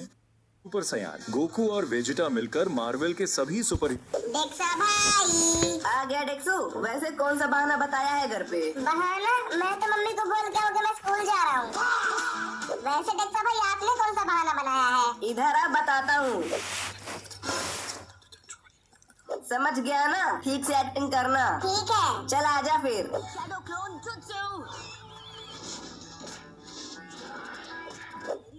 अरे 9 बज गया, पर ये टीवी कौन देख रहा है? अरे डेक्सा स्कूल क्यों नहीं गया? मम्मी वो ना। एक सेकंड, डेक्सो यहाँ, वो भी बैग लेके। डेक्सो बेटा स्कूल नहीं गया क्या? अरे आंटी मैं स्कूल गया था, पर स्कूल का कोई लिपट गया तो टीचर ने 2 मिनट का मौन करवा के घर भेज दिया। हाँ मम्मी, मैं अभी यही कह रहा था। अच्छा। अरे मम्मी आप फोन क्यों लगा रही हो? आपको हमारे ऊपर भरोसा नहीं है क्या? नहीं। हेलो। हाँ सर, आज स्कूल बंद है क्या? नहीं तो किसने कहा? मैं तो यहाँ बच्चों को पढ़ा रहा हूँ। डेक्सा भाई आ गया डेक्सू। वैसे कौन भाई जानवरों के गजब कारनामे। भाई सबसे पहले इसको देखो, ये शेर का बच्चा सुबह होते ही अपने बाप के कान पर चिल्ला देता है।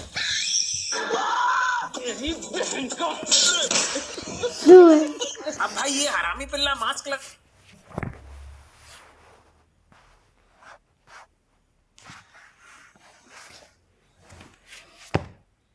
Whose animation is better? Watch till the end.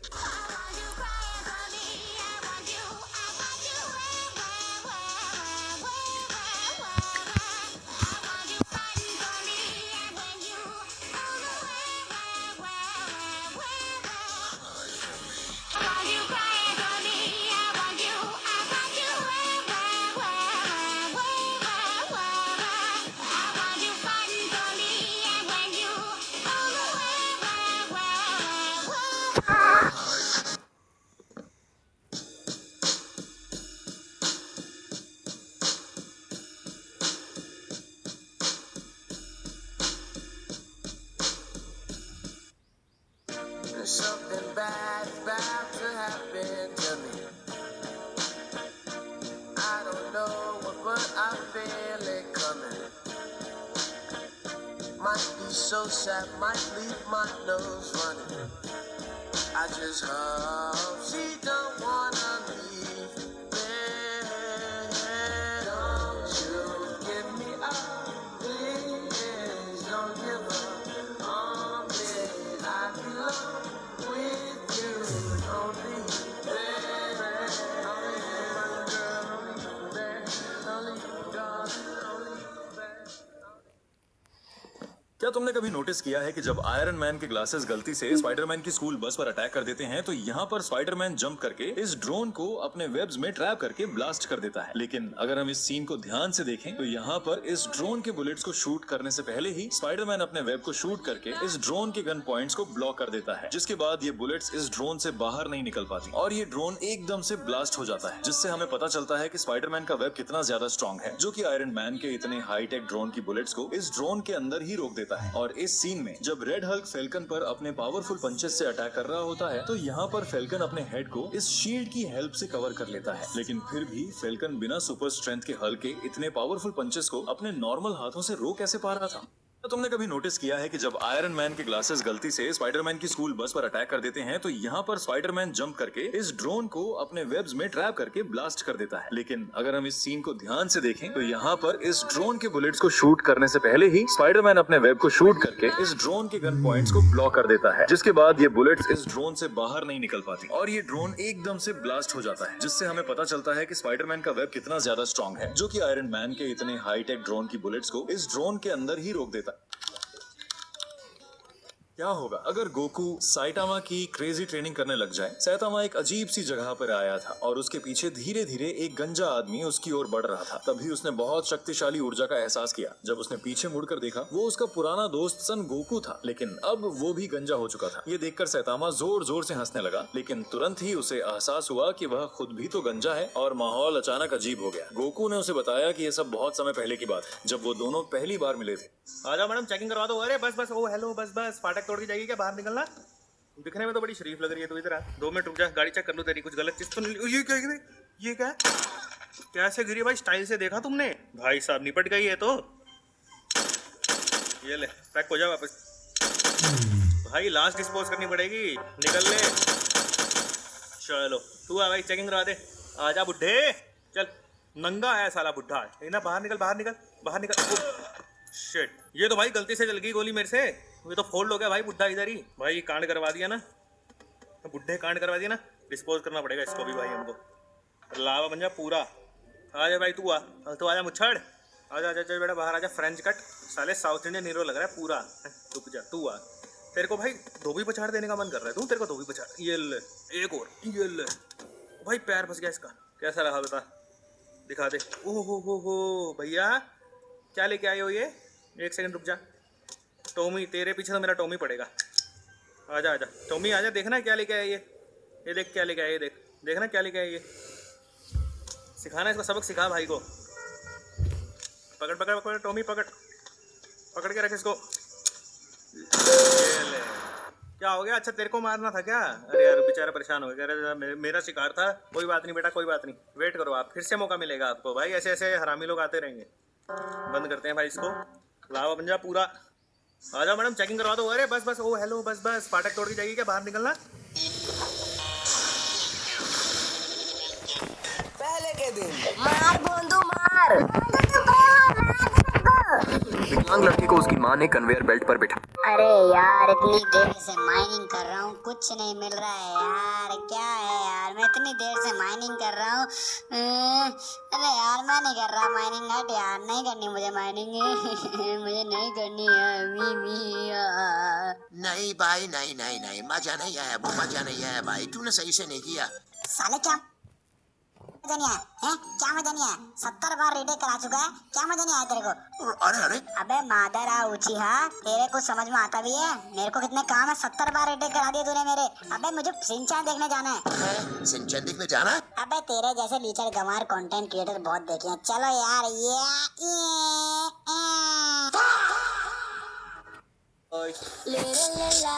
Deadpool एक ऐसा कैरेक्टर है जिसे खत्म करना लगभग नामुमकिन है, क्योंकि वो वापस से रीजनरेट कर जाता है। लेकिन कुछ तरीके ऐसे हैं जिससे उसे मारा जा सकता है। तरीका नंबर 4, उसे ज्वालामुखी में फेंक दो। देखो, अगर उसकी बॉडी की एक भी सेल बच गई तो फिर वो वापस से रीजनरेट कर जाएगा, लेकिन अगर उसे एक ज्वालामुखी के अंदर फेंक दिया जाए तो उसकी एक भी सेल नहीं बचेगी। लेकिन फिर वही बात है कि इतना किसी कैरेक्टर में दम नहीं है जो ऐसा कर पाए। तरीका नंबर 3, इटर्निटी से मांग दो कि डेडपूल का कल्याण हो जाए और तुम्हारा काम सक्सेसफुली हो जाएगा। लेकिन स्टॉर्मब्रेकर दुकान में तो मिलता नहीं है कि कोई भी कैरेक्टर उसे उठा के चल देगा। तरीका नंबर 2, 6 इन्फिनिटी स्टोन्स कलेक्ट करो, उन्हें गॉन्टलेट में डाल के पहनो और फिर ये सोच के चुटकी बजाओ कि डेडपूल मर जाए या फिर धूल बन जाए। लेकिन ये तरीका भी बहुत ज्यादा मुश्किल है, इसीलिए तरीका नंबर 1 सबसे ज्यादा इजी और प्रैक्टिकल है। देखो, सेल्स को रीजनरेट करने के लिए ऑक्सीजन चाहिए, इसीलिए अगर कोई कैरेक्टर डेडपूल को डुबा दे और उसे काफी ज्यादा देर तक वहीं पे रखे तो फिर ये काम सक्सेसफुली हो सकता है। बाकी अगर तुम्हारे दिमाग में भी कोई तरीका आ रहा हो तो कमेंट में जरूर बताना। डेडपूल एक ऐसा कैरेक्टर। यह भेड़िया एक बिल्डिंग के ग्लास विंडोज साफ कर रहा था। तभी उसने देखा कि अंदर तो मोटी ताजी भेड़ों से भरी कंपनी है। उसके दिमाग में एक शैतान आइडिया आया। उसने फटाफट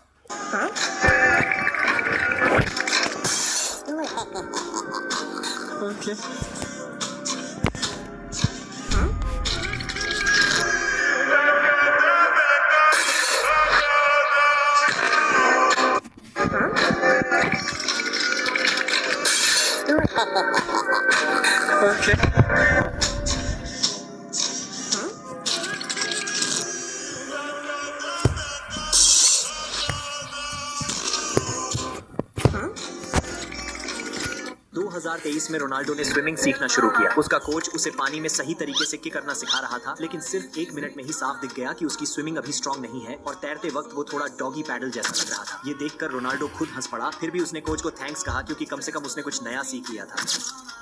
2024 में रोनाल्डो ने अपनी स्विमिंग इंप्रूव करने के लिए आइस टब ट्राई किया, लेकिन ठंड को कसुपन खेली।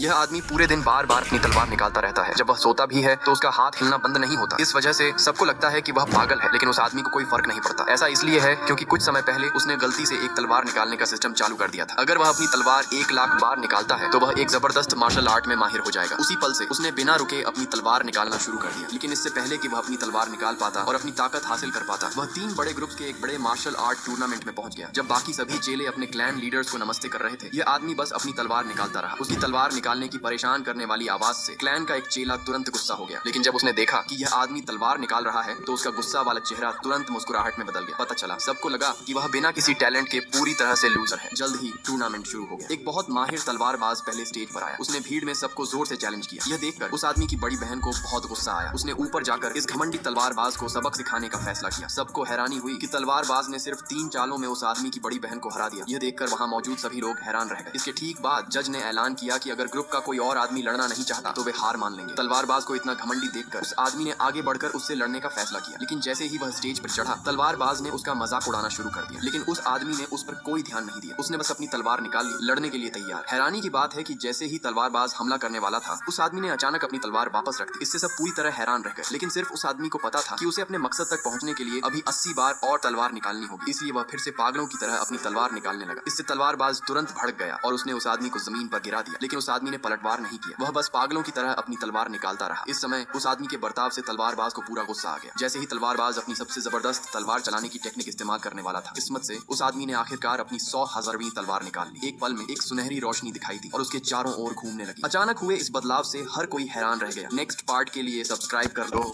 यह Try it. No.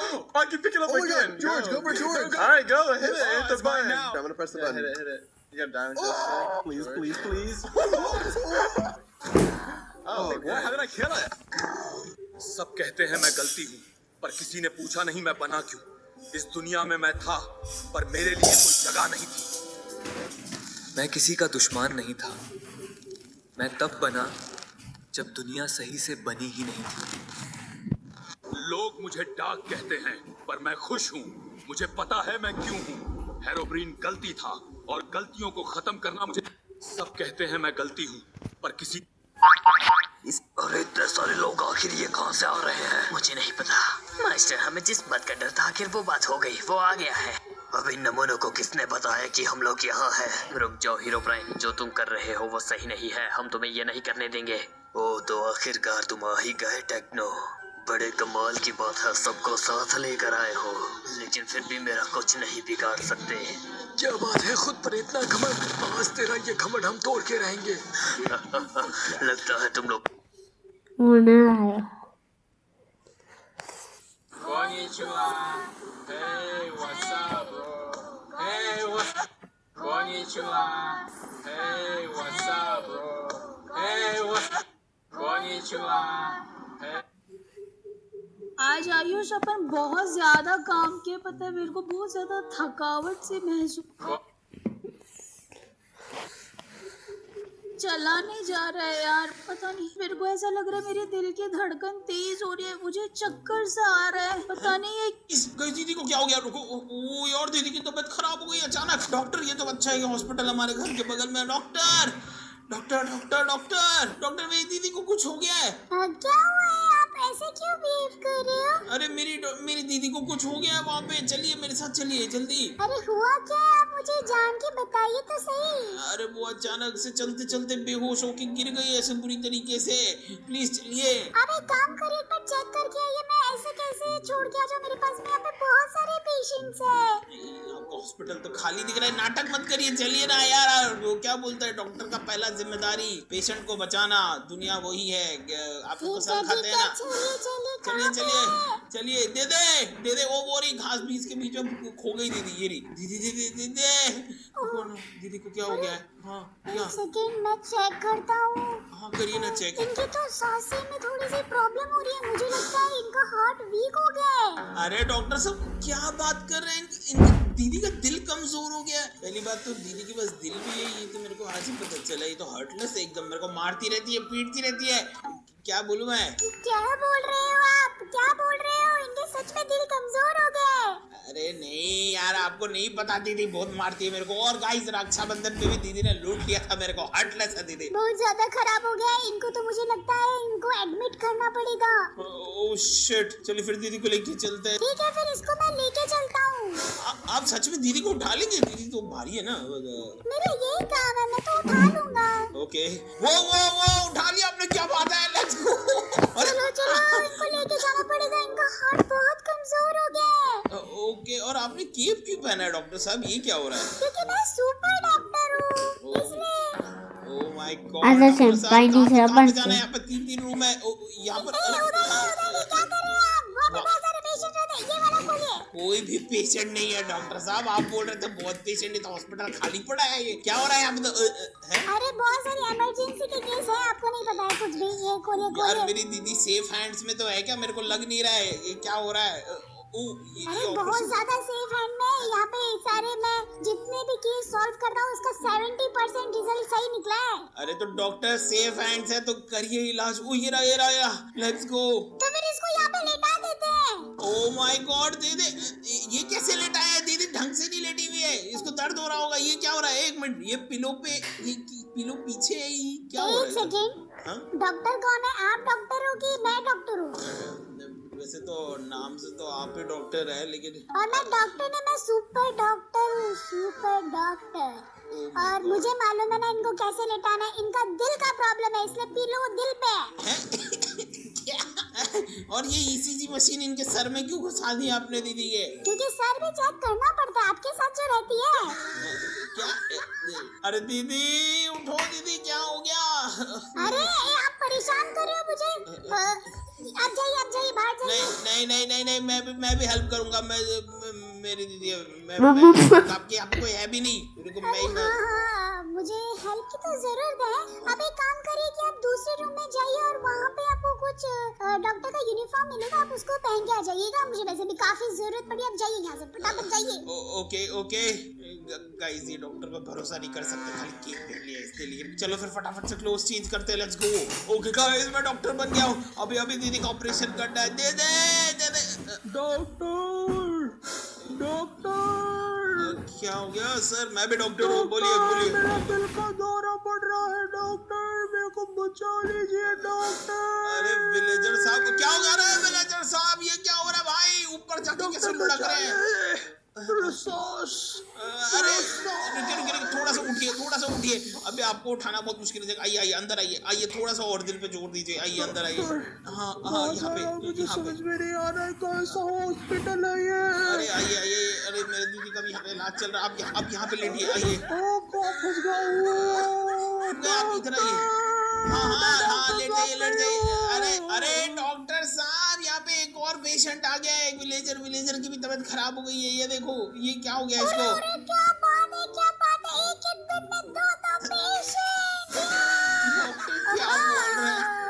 क्या बोल रहे हैं आप? हॉस्पिटल में किसी को आना ही नहीं चाहिए। वैसे क्या कर रहे थे जब ये आए थे? तो इनके दिल में दर्द हो रहा था, दिल पकड़ के रो रहे थे एकदम बुरी तरीके से। मेरे को लगता है इनका भी कुछ वीक हार्ट का प्रॉब्लम हुआ है। ओहो, अच्छा हुआ मेरे पास तो 2 ECG है। ओह चलो, दोनों में काम आ ही जाएगा। एक वहाँ पे, एक यहाँ पे। चलो ये तो बढ़िया बात है। अरे क्या बोल रहे हैं? लेकिन दीदी मुझे को भी चेक ठीक करने करना है। दो। रुको मैं इनका चेकिंग करता हूँ। ओह माय गॉड, क्या? इनका हार्ट तो वीक ही लग रहा है, तुम्हारी बहन की जैसे। ओह शिट, यहाँ पे ये सब क्या हो रहा है प्रॉब्लम? Oh my God. मेरे को अपनी सारी पढ़ाई याद करने दो। ओह माय गॉड, ये क्या हो रहा है डॉक्टर? मुझे याद आ गया। क्या? एक काम करते हैं, हाँ। ये विलेजर का हार्ट को और तुम्हारी दीदी का हार्ट को चेंज कर देते हैं। क्या? हाँ, तुम्हें नहीं पता है? सुपर डॉक्टर कौन है? सुपर डॉक्टर कौन है? मैं। अरे नहीं यार, दोनों का कैसे चेंज हो सकता है? क्या बोल रहे हैं आप? तुम्हें कुछ नहीं पता है। जैसे मैं बोलता हूँ वैसे करो, तो मेरा असिस्टेंट हो। अरे डॉक्टर साहब, दोनों का वीक हार्ट है, दोनों का चेंज कैसे हो सकता है? दे दे। मैं तुम्हें बताता हूँ। ये जो ECG का मशीन है ना, एक काम करो, उस विलेजर का ECG मशीन से चेंज कर दो।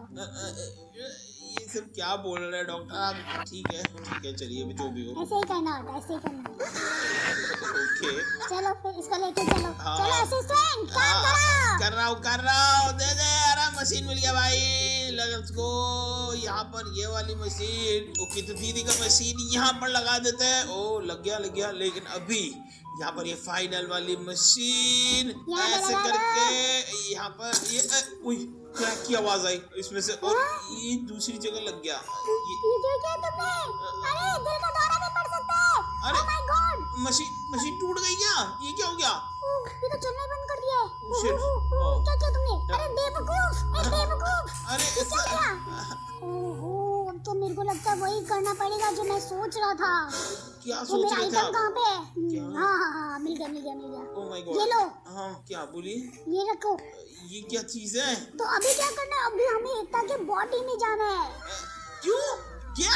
ये क्या है? तुम्हें नहीं पता है डॉक्टर कौन है? अरे क्यों जाना है बॉडी में? डॉक्टर कौन है? अरे डॉक्टर तो आप ही हो लेकिन। हाँ तो अभी क्या करना है, इसके बॉडी में जाएंगे। हाँ। और जो वो हार्ट है ना उसको तोड़ना है, तोड़ देना है। नहीं तोड़ना नहीं है, पर ये जिंदा नहीं बचेगी।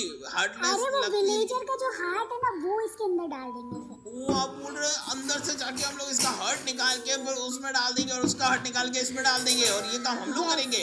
यस Oh my ये हम God. करेंगे, डॉक्टर हम है। चलिए ठीक है सर, इसकी मेरे से ही टूटा तो मेरे को करना तो पड़ेगा ये। मेरे से ही टूटा तो मेरे को करना तो पड़ेगा ये। ओके फिर 1 2 3 लेट्स गो। डॉक्टर हम लोग दीदी के अंदर आ गए। ओह माय गॉड। ओ तो चलो आयुष, अबे दीदी का हार्ट ढूंढते, कहाँ पे है तुम्हारी दीदी का हार्ट? Oh my God.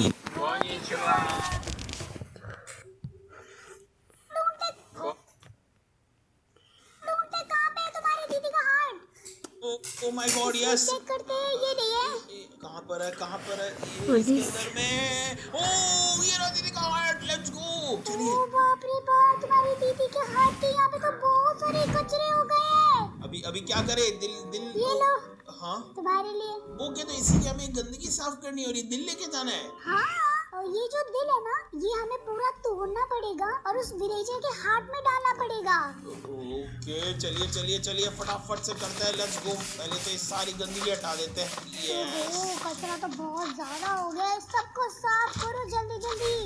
ये कर दिया भाई सारा का सारा यहाँ से। ये ऊपर में थोड़ा सा रह गया। Okay let's go. अभी हमें दीदी का दिल ये कचरा को तोड़ना पड़ेगा। ओके ये यहाँ से ले लेते हैं। ये दिल है दीदी का दिल। हमें जल्दी करना पड़ेगा, नहीं तो तुम्हारी दीदी को ऊपर कुछ हो सकता है। ओके बाप रे बाप, हार्ट में बहुत ज्यादा प्रॉब्लम हो रखी है उनके। और ये हम लोगों ने पूरा दीदी का दिल निकाल लिया है। मुझे भी दीदी का दिल का सारा पार्ट दे दीजिए, एक साथ इकट्ठा कर लेते हैं। Okay let's go. अभी वो जो भी सारे दिल के टुकड़े ना उन सबको संभाल के इसके अंदर डाल लो। ओके भाई लेट्स गो। ये तो सारी गंदगी है। ओके डॉक्टर मैंने इसको डाल लिया है और ये निकाला। Let's go. चलिए ओके हम लोग आ गए दीदी का दिल लेके। Let's go. अभी चलो यहाँ काम करना तो आपसे। विलेजर के अंदर चलते हैं।